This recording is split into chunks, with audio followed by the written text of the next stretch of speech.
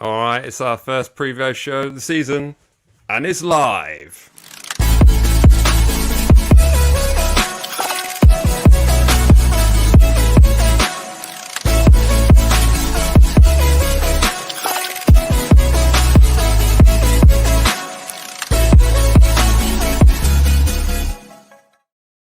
All right, hello and welcome to the MatchDayVlogs YouTube channel. As always, remember to smash that like button and hit subscribe because it really does make a difference to the channel. There we go. Got that little graphic back. It's back. It's back. It's back for a final thing.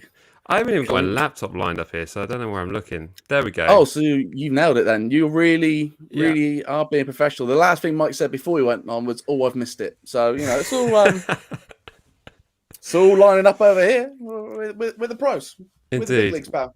We are here for our first live preview of the season. Of course, the previous one was pre-recorded, so we didn't have the fun of the chat section going on. And we are here to talk about this weekend's fixture at St Mary's in front of a full capacity crowd, and it's against United. What could possibly go wrong? I've not been panicking all week. Yeah, I think it's sure? going to be a nice, easy walk in the park, innit? Nice little stroll for us, as it always is. I see we're coming off a defeat away at Goodson Park, but there's nothing changes there. We haven't won there since 1997 or something ridiculous like that. So all is not bad. But this evening we are honoured to be joined by an opposing channel. We have an opposition present, so please give a very warm welcome to Usman from Usman Talks United. How we doing, man? You well? Yeah, I'm well. Thank you very much for having me. It's an absolute pleasure. I love how we've all got the memo. We've got red on. That's absolutely fantastic. yeah. There's a colour code here. We like to keep to it. We like to look slick for the shows. Absolutely. Yeah. The "Come On You Reds" thing is very universal for this weekend's fixture. So, but red, white, and never blue. That's the way it rolls around here. Red, white, never blue. Yeah. Listen, that's something we can definitely agree on without a shadow of a doubt. Boys, but listen, thank you for coming on. I just want to say first and foremost, I'm loving the backdrops and all the animations and everything. Like I was just saying, I've been watching the shows. I don't know who's the mastermind behind them, but they've absolutely nailed it. So just a huge credit on that to them, anyways. Cool, thank you, man. I appreciate that. It's certainly certainly something we enjoy doing, and certainly our goal is to literally make being a Saints fan that bit much more fun. So anything we can do to make that happen for everyone is what the goal is there for. So there we go. So looking ahead, of course, both teams had eclipsing fixtures that we've just had. You boys just beat Leeds United at home 5-1. My goodness, and we didn't win. But Usman, talk us a bit through that 5-1 victory. I mean, were there anything that surprised you there? I mean, the previous fixture at Old Trafford, you beat them. Was it 6-0? 6-2. Right. Okay. So But, it's a bit of consistency for a change. It always helps. But yeah, in terms of the performance, I've got to be honest. I was really surprised with the fitness levels more than anything. I mean, obviously we've got quality and depth, but in terms of fitness, I didn't think we'd be going toe-to-toe with Leeds in terms of that. We all hear about Bielsa's system, the fittest team in the league, rat-a-tat-tat, so to speak. And, we outrun them and we outpressed them. So for me, that was the biggest thing. We've not really had a pre-season. A lot of the players, Paul Pogba in particular, has only had 45 minutes. Bruno Fernandes didn't have a great Europa League. Euros, he's coming off with, you could argue, not his greatest bit of form. So I wasn't really sure how we were going to go into the game.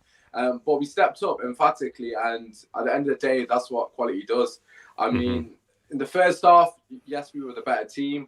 But in the second half, we were absolutely outstanding. I mean, to an extent, the game was too hard. But whatever happened after that alien goal, the boys woke up and it was absolutely beautiful to see Leeds get absolutely hammered. I mean, no one really likes Leeds anyway. So I feel like a lot of rival fans were somewhat pleased that it was Leeds getting the hammering once again. It is quite something, really, because the United Leeds thing, that's a massive fixture. So, it was almost like last season, it was robbed from the Premier League, the fact that, Leeds are finally back in the top flight of football and we don't have a Leeds United versus Man United fixture in front of a full capacity crowd. So it must have been quite an atmosphere at Old Trafford for that. So I'm kind of thinking that maybe that had a bit of an impact on the players on the pitch. I mean, Pogba looked like he was having a brilliant time along with Bruno Fernandes, but you boys got some amazing goals as well. I mean, they were pretty emphatic goals. I'm not gonna lie. I'm genuinely surprised. Like the quality of football is blowing a lot of United fans away. We weren't expecting it. Like a lot towards the back end of the season, we weren't particularly playing fantastically well, but we were getting results. I mean, at the end of the day, we kind of did that under Fergie as well towards the back end of the season as well. You just dig in and get the results. So for me personally, it was about the 3 points. That's all I was saying going to the Leeds game. I wasn't expecting anything else. But as you said, Pogba and Bruno were absolutely sensational. In terms of the atmosphere, though, I mean, the Varane unveiling definitely kicked you up a notch. I mean, again, I wasn't expecting that. A lot of United fans, including myself, complaining, why is he not being unveiled? Obviously, they had that ace up their sleeves, and I think that definitely helped the atmosphere. And of course, first game back, like I said to you on our stream as well, I'm expecting it to be difficult against you lot. First game back, home fans, okay, you lost to Everton, but nevertheless, it's the first game back. The fans are going to be up for it regardless of who you're playing against. You've just seen Brentford beat Arsenal. Okay, Arsenal are the greatest of teams, but we know about the 12th man, so I'm not going into this game with any sort of foregone conclusion. I think it's going to be a difficult game.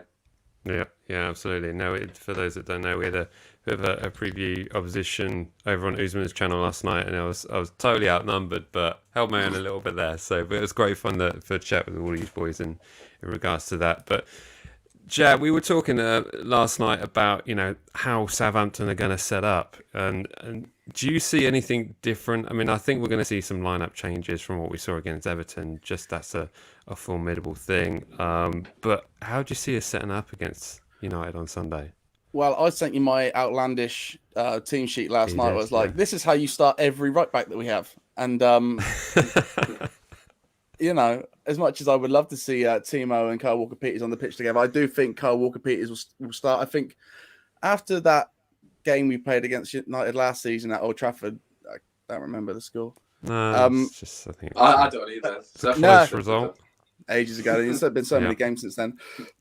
He's going to want experience on the pitch because that's what really let us down last time. Having a debut on that game probably wasn't the smartest thing, and then when he got sent off, really showed it wasn't the smartest thing. So I think you're going to see a lot of just experienced heads on the pitch. I think people might be annoyed not to see Teller again. I think there's going to be another game where we don't see him start for that reason as well. But I think we all kind of wish he would. I'm pretty sure I put him in that. Did I put him in my stupid team sheet? I think I did. See, it's a stupid team sheet. It doesn't make any sense, but I thought it looked good at the time.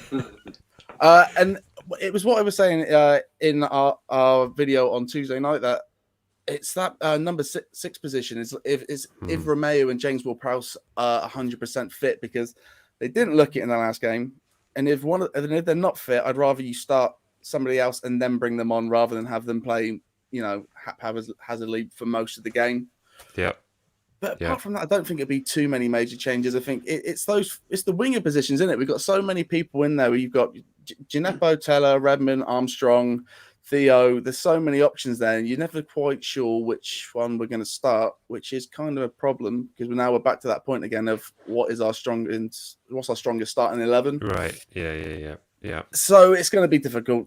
I mean, it's going to be difficult anyway. I'm pretty scared for the weekend. I just thought going into the season, I thought, United team looks really, really good. And then when I saw them line up against Leeds, I was like, the team doesn't look too different from last season. It might be a bit of a slow game. And then no, everyone played really well. Even Fred and McTominay looked good. Fred scored. No.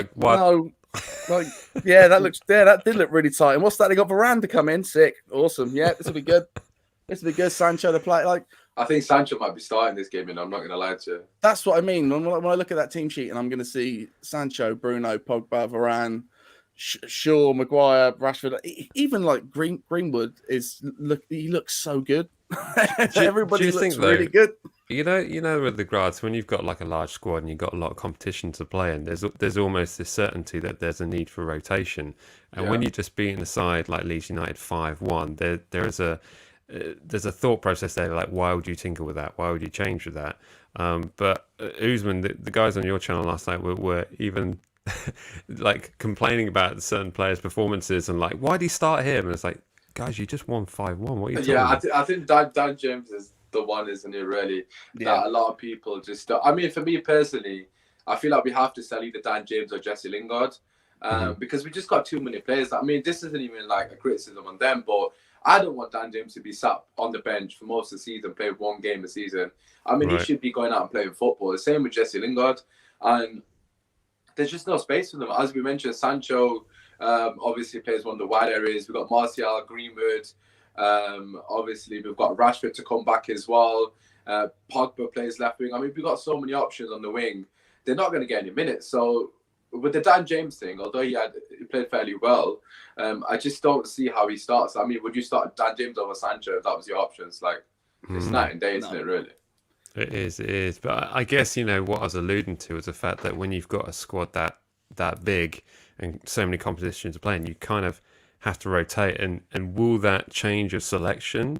Do you think that could possibly play into our hands? Is there like the cohesion? Because the problem we have as Saints fans now is that we look at our squad and we don't know what our strongest 11 is. There was a period last season where, pretty much after the Spurs game, where we were on this mad run. We got a draw at Chelsea, and then in November we were top of the league, and everything was fantastic. But we looked at that and we could literally predict our starting 11 player for player, and we'd be bang on every time. But now we look at anything like, nope, no idea, literally no idea. There are a few sort of positions where you'd be quite certain they would start, but even now where we've got choices with the right back and left back positions, we're sort of scratching our head thinking, is Kyle Walker-Peters going to start, or is Livramento going to start because he had a great game? I mean, Livramento's got a chant now, isn't it? So from you guys, so I'm expecting him to be on the pitch. Otherwise, it's gone to waste. But we've had a period like that under Ole Gunnar Solskjaer for the longest time, and under obviously Jose Mourinho prior that we didn't know what our strongest lineup is. At the moment, we kind of spoiled for choice more than anything. It's almost like whoever he starts, like we can't really complain because of the quality that we've got there at our disposal. So it's kind of different for us in that scenario. But for me personally, I've got a feeling he might just go for the same 11 actually. Yeah. I know a lot of people probably don't want to see him at Fred. But like you said, to correct, at the end of the day, if you win 5-1, there's not much to change really. The only person I would potentially bring in is Jadon Sancho. But apart from that, I don't think Varane's going to start. I think Varane will make the bench. I don't think he's going to be fully fit. Sancho played on Tuesday behind closed doors. I believe he played 60 minutes. Martial played 60 minutes. Martial got a goal and assist. I don't think Sancho got any contributions, but in general, they've got more minutes in the belts. I just don't think it's enough for either of them to play. So for me personally, it's probably going to be the same 11 that we played against Leeds, to be honest. Yeah, absolutely. I mean, in the likes for us, Jack, I mean, do you see any of the new signings coming on board for Sunday? I mean, we had obviously Adam Armstrong make a fantastic impact, scoring within the first few minutes of his Southampton career debut. So, I mean, do you see Broja coming in, or? I think there's now we're not as blessed. Even if we do have options, we're not blessed to be like, oh, this is the game. This is definitely not the game to just start trying new things. There are certain things in the squad that you're like, right now we know Armstrongs and Adams are going to start. That's just the case. Ward-Prowse will start regardless. He doesn't take minutes off. Yeah. And honestly, we think Peru's going to start because he's the only left back. I don't see him starting Gineppo at left back this game. As much as Ralph may like that, I just don't. No, probably not the right one for it. But apart from that, it's like I don't know who he'll be starting in the two centre back positions. I think it should be Bednarak and Salasu, but there's a good chance it'll be Bednarak and Stevens. Right. Just see that happening again. I think, and then on the other side, I don't know if he'll start Walker-Peters or Livramento. Like I said, I think he should start both of them on that wing. I think just having those two, amazingly, they both attack really, really well. They both bring the ball forward, but they both defend really well as well. So to have them both on that side, just to double down, just lock down that wing, so it's safe. Then that's what I would like, but it's never going to happen. It's never going to happen like that. Do you think we'll play three at the back with two wing backs? No. No. That would be a plan B, and he's not going to go to that just yet. He likes to leave that 80th minute or 3 games left of the season. That's when we try plan B. Yeah. In the meantime, we're going to do what we do. Yeah, because we've said it before, Jack. we can't park the bus. It's not No, something we do. It's I mean, we tried to park the bus against Everton after score. Like it just doesn't. We can't do it. It's an impossibility for us. And to try and think otherwise is just stupid. So we've just if it's going to be anything, it's going to be we've got to score goals. That's what we need this season is goals, goals, goals. But in reality, I'm sure we'll talk when we get up to our predictions. We'll talk about our scores. But I think it might be a little bit of a hold on for us. This might be get in and hold on. A mad question, Jack. But do you see any weak spots in United side? Not really. Not that weak in trouble.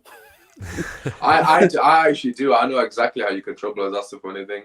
All right, then let me know so I can get on the phone. I mean, I was about to say, I don't know if Hassan watches your videos or not, but he does. Hi, Raf. How you doing? I probably should speak. No, Gineppo, I don't know if Walcott's going to start, right? Obviously, Walcott's got a lot of Premier experience, but Luke Shaw is going to push very high up. I'm expecting us to sustain pressure, have Luke Shaw pushed up. That ball in behind Luke Shaw where Maguire is, if you can get Gineppo or Walcott running there with ball process delivery, I honestly think you can definitely score on the break. Because first of all, Maguire hasn't got pace running back. Secondly, Luke Shaw is going to be on the halfway line for the majority of the game. Fred and McTominay, okay, they do a fairly decent job of tracking back or covering, should I say, but they could get caught out without a shadow of doubt. And obviously, my brother in the comments here, Lindelof is a weak point. Again, Lindelof will be started. Armstrong, from the highlights I've seen him, he looks quick. He's quick. Che Adams is an absolute workhorse as well. So I think on the break, without a shadow of a doubt, he could definitely cause this problem. So I think I'm not going to say route one, but without a shadow of a doubt, a ball in behind United, because our fullback's going to be very pushed further up. Behind Maguire in particular, I think you could definitely cause this problem with Armstrong's pace. Yeah, absolutely. I don't know where Jack's gone. He's just disappeared. I'm sure he'll be jumping on again quickly. I haven't kicked him off for anything rude or offensive he said. No, I think there's, we look at the result that behind closed doors when we went to play you the season before, where it ended 2-2. And it was kind of like a couple of defensive mix-ups. And when you get beaten at the back post by literally our shortest player, Michael Obafemi, questions got behalf of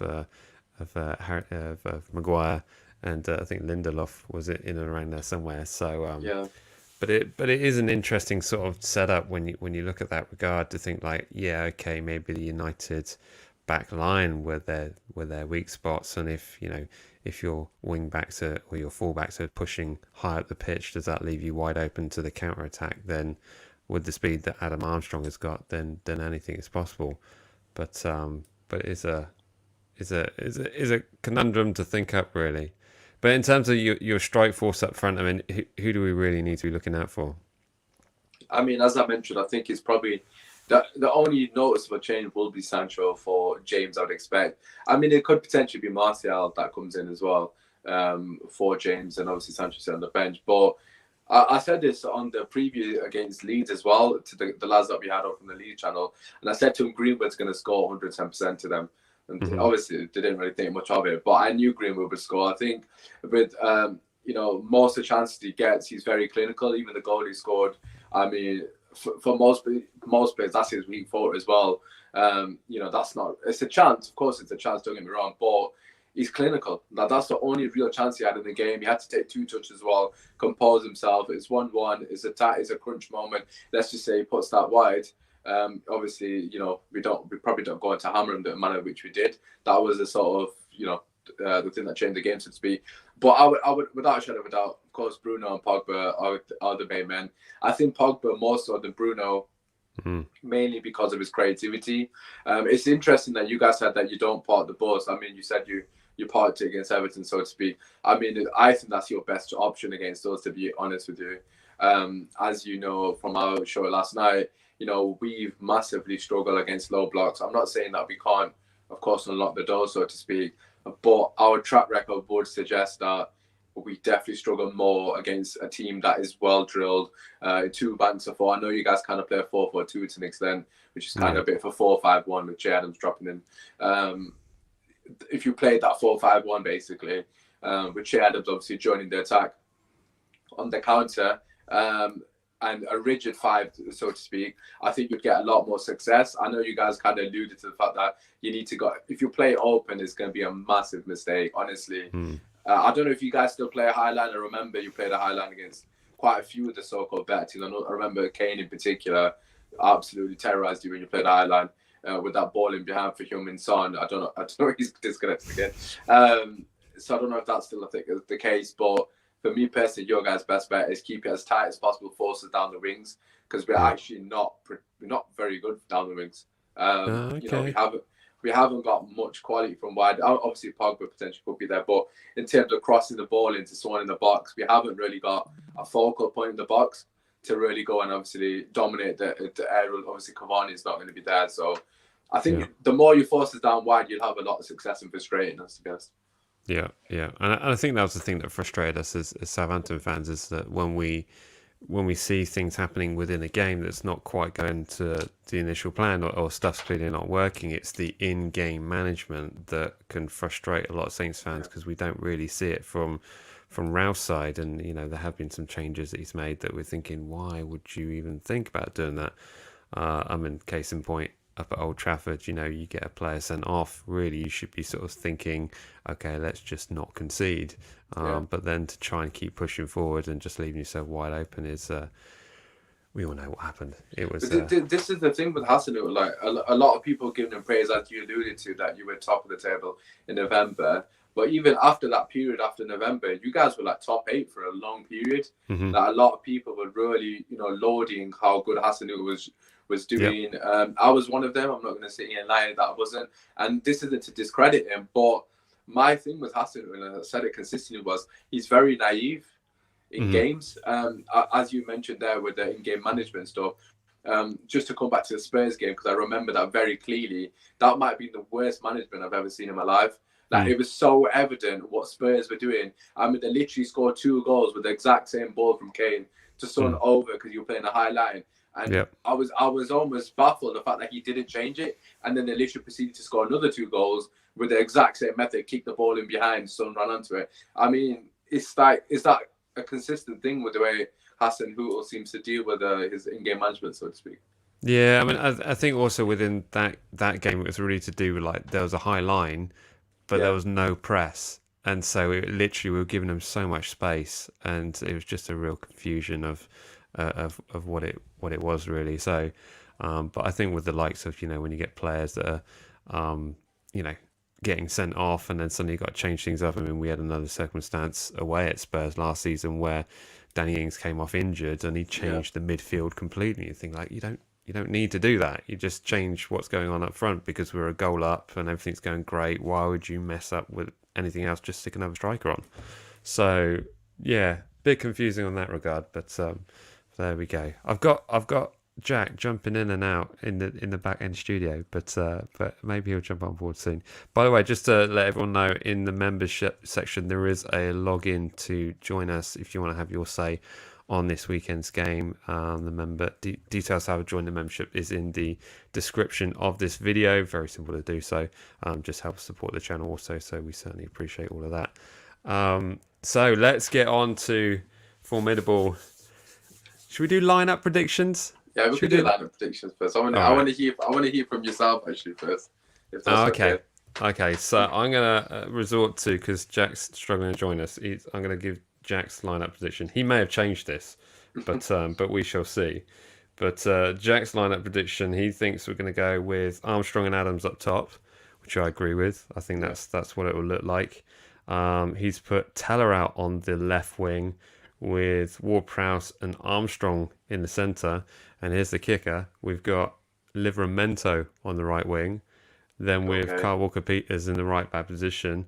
I'm not sure I totally agree with this, by the way, but and he's got Bednarek and Salasu and Peru in left back with Forster in goal. I can see him starting one or the other, with being Livramento and Kyle Walker-Peters. I agree that we're definitely going to have Ward-Prowse on the pitch, but depending on the fitness of Romeu, I think we'll probably have Romeu on the pitch just purely for that defensive mindedness. But I can sort of see us going 3 at the back with wing backs. So sort of set us up to not concede, so to speak. We did it Yeah, of course. in a few games last season when Danny was out injured, and we were looking more in the sort of counter-attack football. So it has been done before, but I can just see, Ralph thinking, okay, fans are back in the stadiums, we've got to perform. This is almost like this is a massive game for us. I mean, it's a strange one because no one's expecting anything from it, but it's a massive game for us because if we walk away on Sunday looking red in the face, then that's a massive problem. If we can take it on the chin and narrowly lose, then it won't be so bad. But he's going to be looking that he's going to need to put on a performance because fans back in the stadium. This is an important one really to keep everyone on side really. So, but yeah, no, I can see it sort of going with three at the back. I reckon it might even be something like a Selassie, Bednarek, and Stevens in that back three, and then possibly even with Livramento because he's great and creative, being in that sort of right wing back position, and maybe then having Gineppo in that left wing back position. That could be something also that it looks up there. So. That'd be my thoughts on that. Yeah, it's interesting you're saying three at the back. I feel like if you go three at the back, it'll benefit you a lot more. Because the issue, it's working. Nobody. Yes. Right, what did you say? Repeat the last 20 minutes or so. What have I missed? I just did your team, Jack. I just did your team. So yeah, it's just see-through, to be honest. At least I was kind of doing something. That's fine. That's fair. I contributed somehow. Yeah. Oh god. In terms of as I was saying, is my major concern, right? This is just from our side, but I know it's going to sound ridiculous because we just scored 5 goals, but our strikers isolated a lot of the games against low blocks. So hypothetically speaking, if you were to sit in a low block, not saying part of the bus, but obviously offer something on the break. With the likes of Gineppo, Livramento potentially as well with their pace, I think you could cause a lot of problems because let's just say it's Greenwood up top, for example. He's not going to have anyone within like 5 yards of him. Bruno Fernandes potentially, but we just don't play. We don't play against low blocks properly. We don't really have an idea of how to unlock it. So I feel like a lot of the times with low blocks, we get forced down the wings. And we just run out of ideas because we haven't got a focal point. The reason we beat you last time 3-2 was literally because of Cavani. If you actually ignore Cavani, which he's not playing this game, you won that game comfortably because we had no idea how to break it down. The way we scored, one was like a lucky goal, the Cavani one with the diving header. But the other ones were we didn't have to break it down in the first half at all. We didn't have a clue. You were very resilient in the air. I mean, you've got very good players defensively in the air. So predominantly, you probably win every aerial duel, given Greenwood or Martial probably up top. So that's a major concern for me going into this game. So that's something that if I was you guys, I'd keep it very tight. I know you said 3 at the back. I think if you go 3 at the back, that'll benefit you a lot more because we're probably gonna get suffocated. But just to go to my lineup, I'm keeping exactly the same, which is probably somewhat controversial because no one wants to see McFred, but it is what it is. Taking Dan James out and I'm putting Martial back into the team. I think it's probably going to be Sancho, if I'm not wrong. I think Martial's probably not ready yet. But I'll put Martial up top and Mason Greenwood on the right. I think Martial's done well against you lot. From what I remember in the recent years. I know he's not last year, but in recent years prior to that, I think he's got a fairly decent record against you lot. And as I said, we need someone in and around the area. If you are to play against a low block, we need people next to the striker. And I think Martial and Greenwood tend to do that quite well. They don't really isolate each other as much. If we don't play Martial and we play Sancho, Pogba, and Greenwood, I think one of Greenwood's going to get isolated basically up top. Because I can't imagine Pogba being too close to him. So I think it'll be interesting to see how Oli approaches it, but that's how I would do. Almost like we're playing 2 strikers, so to speak. Yeah, absolutely. Jack, I mean, have you got anything? I mean, I alluded to the team sheet that you sent me, and I was, I've got a comment here from Mark Richards talking about Ralph has gone on record saying he does not like a back 3. I don't think it would make a difference as there's so little communication between the centre backs. Yeah, there's a lot of truth in that, I guess. But I just think in regards to the fact that we don't want to concede. We're going to be out and out not to concede on Sunday, and I can see us sort of playing like maybe Bednarek, Salasu, and Stevens, and then working with the wing backs, maybe Gineppo in the that's what I left would wing think. back position, If and we were then doing three at the back Livramento like in the right that, wing back. if we're doing three at the back like that, Gineppo is definitely going to be starting because it's just going to be as attacking as possible. But I think the problem that we have already is communication at the back between two centre backs. And I think adding a third in there will just only make things worse for us, especially if McCarthy's starting, because McCarthy doesn't command the back line at all. And with those three players who are all used to, those three players used to be playing in two positions, I think it would be too confusing for them. And like you say, Ralph's got a system and he plays to the system relentlessly. Even in the last game, it was no change until 75 minutes. This is a system that he sticks to. So what I don't think he's going to do against a team like United, especially after last season, is that he's going to change the system. He's going to change the format because it's going to be too much for them to take on. I think there's not enough community, especially second game in. I just don't think there's enough familiarity, not enough fluidity in the back line yet to try that sort of stuff. Mm-hmm. I think one thing we have to really take in against Everton, we were terrible at set pieces. There was no real threat from anything, and there's something that's really done us well. Exactly. If there's something that's done us really well against United in the past couple of games, it's set pieces. Yeah, you got the Obafemi. We don't have Vestergaard to aim for anymore. I know. Honest to God, thank God, he's been causing nightmares for God knows how many years. I can't stand him. Exactly, and I think in the last game, it was Bednarek that scored the header, wasn't it? And he has that terrible thing of every time he scores a header, we lose 3-2. So it's not like we have anybody lucky to aim at the back, and it's I still don't understand how it got to Obafemi that other time, because he is literally the last man. That just shows how bad we are from set pieces. I mean, exactly. I think you guys just stay in the game, hit us on the break, and honestly, I know it sounds really bad, but set pieces, you could quite easily dominate us. Ward Prowse, one of the best ball specialists in the league without a shred of a doubt. I mean, we seen it last night as well. He's God knows how many free kicks he scored against us already. It's got to be at least 3 or 4 within his tenure, especially against De Gea as well. He scored a few against De Gea alone. But just, any delivery from wide areas. Wan-Bissaka also falls asleep. That's probably where Obafemi scored from. Wan-Bissaka falls asleep a lot. That's definitely someone that he can target from deliveries. I mean, he's switched off all the time in wide areas, I'm not going to lie. That's another reason what makes me think we won't play the three at the back, because he'll want Gineppo pushing up again and getting to that byline and doing what he does, running into the box, trying to bring in a foul. Again, that might be another reason that we might see Teller, is that we will be looking for set pieces. And something that Teller and Gineppo do very well is, try and do tricks with the ball, draw in the foul, get the set pieces. So I think that, that could be something that, if it's going to work for us, that's the sort of thing we'll be looking at. But again, I just still think with the back line, it being the shaky as it is, I think there's so much firepower running towards it. I'm just so scared.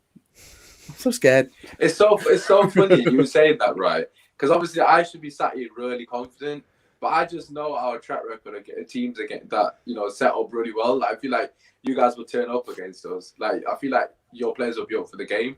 Obviously, against Everton, you could somewhat say they're a big team. But it's Manchester United, first game at home. I just think, I can just see you guys pissing us off. Like, just spraying the hell out of us. I can see it. Like, oh, God, I'm somewhat just already dreading it. I know it sounds ridiculous given the attacking people we've got, but I just know how you guys are, man. Just, you're solid at the back. We haven't got any physicality up top as well. So, yeah, if you force us, honestly, if I was you lot, literally just force us wide, be as compact as you possibly can, and you could quite easily win this game. I'm not even joking. Or at least get something out of it. Like, because we're shocking from wide. I don't know why more teams are doing against us. We have no presence in the box. Yeah. Yeah, I just think crossing's just become a lost art in the Premier League. I think there's a lot of teams that do it, but when you see it happen, it always works. Strikers love it when you cross a ball, and for some reason midfielders have stopped doing that and tried running in instead and trying to cause the foul. So what about Redmond? I'm assuming he's not going to get any minutes, right? Redmond and Walcott are two players that will get more time than you probably think they should do. We'll see them a lot, and one of those two will start Sunday. You just know it, and I think it is on Redmond this season, especially with Danny gone, for him to, you know, he is the sort of one of the older heads in the squad now, and Yeah. he needs to step up and show what he's worth. Absolutely. And last season when he showed it, it was in the FA Cup, and I remember there was that game against Bournemouth, and he absolutely ran riot. And even during that game, I was like, "Is this Redmond about to make a turn, or is this just his level now?" Yeah, You know, playing Bournemouth and playing sort of more championship sides. Is that where he's, you know, is that where we are now?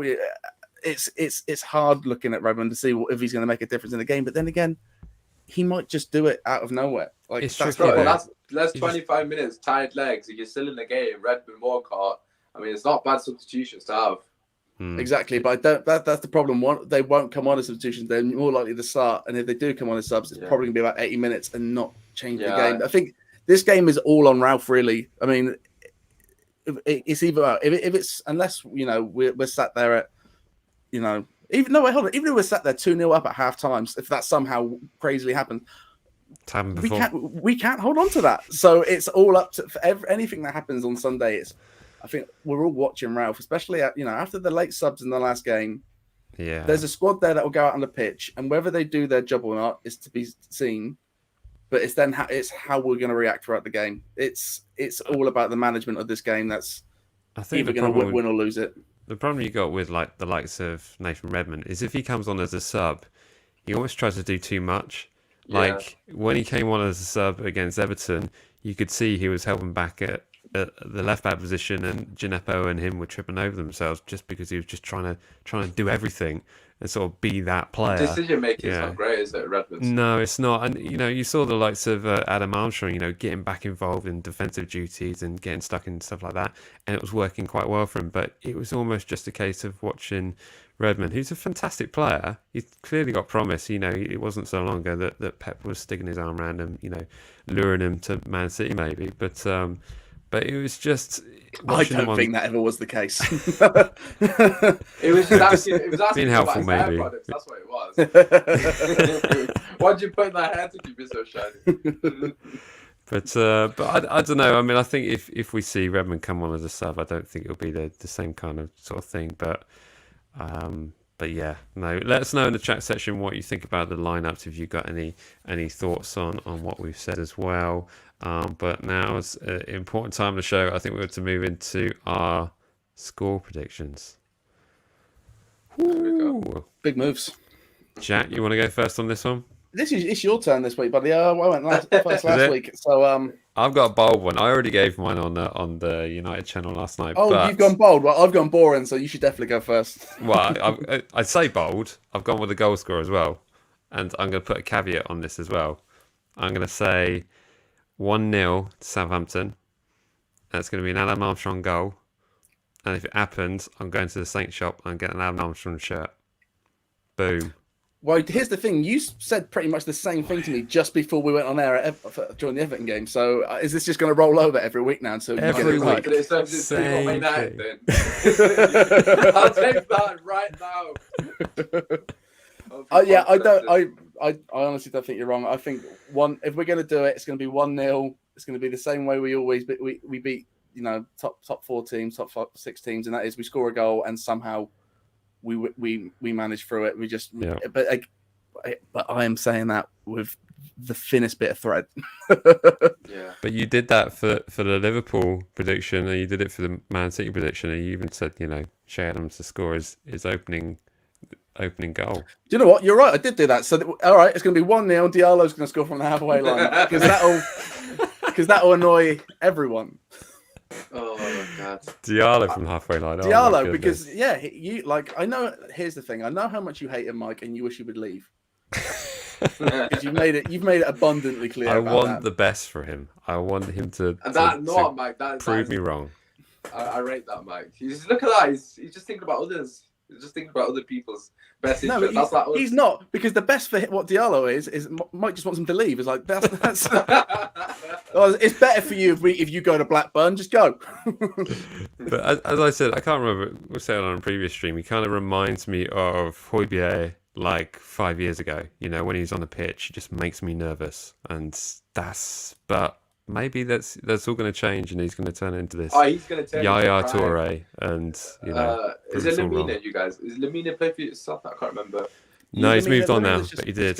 Yeah, but when Yeah. Lamina had that game against us for you, like, oh my days. What happened to him that game? He was like a 10 out of 10, like Patrick Vieira. I think it's because he was playing against United and he was like... This is the point I'm making to you. As a Manchester United fan, I can tell you, obviously I know we beat you now, ignore that game for a second. But every other time we play you guys, it's always a tight game. Like, and my scoreline's going to suggest otherwise because, you know, I'm a deluded Man United fan. But a score prediction even, sorry. But it's always a tight game, so that's why I'm a bit concerned. And you have that threat from Ward Prowse. Ward Prowse is just top draw from set pieces in general. So you always have that threat. So you guys saying 1-0, I'm not sat here thinking, that's crazy. Like Leeds telling us that they're going to beat us. I thought that was crazy. I mean, we know how Leeds are going to play if they ain't going to beat us. But Southampton definitely got a chance. But I'm gonna stick to my score prediction, which was 3-0. I feel like it's either going to be you lot win or we win. I just don't think it's going to be a draw this one. Yeah, it's all or nothing, that's for sure. So let us know in the chat section what you think the score is going to be on Sunday. We've got a 1-0 from myself and 1-0 to Southampton from Jack also. But Jack's going for Diallo from the halfway line. So, but I'll give him up to 45 yards. You know, I'll give him a bit of span. Okay, cool. Like that on his weak foot. I'm doing a watch along. If he rockets one in from 35 yards, I'll make sure I'll clip it and send it to you. So you've got it. That'd be quite something. That'd be quite something. It's all right. I'll be running onto the pitch if he does that. You know, I'll take that lifetime ban. You know what I mean? I told you it's happening, then he points the back. You made me look good on a YouTube video, bro. I'm coming at you. Absolutely. Diallo go, it's you. You know that Mike who's complaining about me all the time. So let's get some score predictions in here. This High Life's going for 2-1 to Saints. Loving to see that. Love to see 2-1 win, but it's likely to be a 4-2 loss. That's from Shay Gray. Let's see a few more here. Saint 194. It's always 3-2 in Man United versus us. Yeah. It is. There's been a few times, hasn't it? We have a lot of 2-2s, like a lot of high scoring games now that I think about it. I think in general they tend to be pretty good games. Yeah, they do. It's just that it's mainly us getting hurt at the end of it. But when it's not, it's amazing. That's why they put it on TV. Like I said, mate, I've seen Southampton beat Ronaldo 1-0, and that was, you know, I can die knowing that. Yeah. the one time I saw him, he can do the job. That's why he left. He couldn't hack it. It's too physical, this league. I'm off to Spain. Exactly. That's what he said. Jarrett's going. I reckon it's going to be a 1-3 loss, but we could easily scrap it 1-0 with a Prowsey free kick. God, that'd be nice, wouldn't it? Finbar Kelly's going for a 2-2. Southampton Vlogs is going for a 2-1 Saints. Armstrong and James Ward-Prowse. Nice to see that.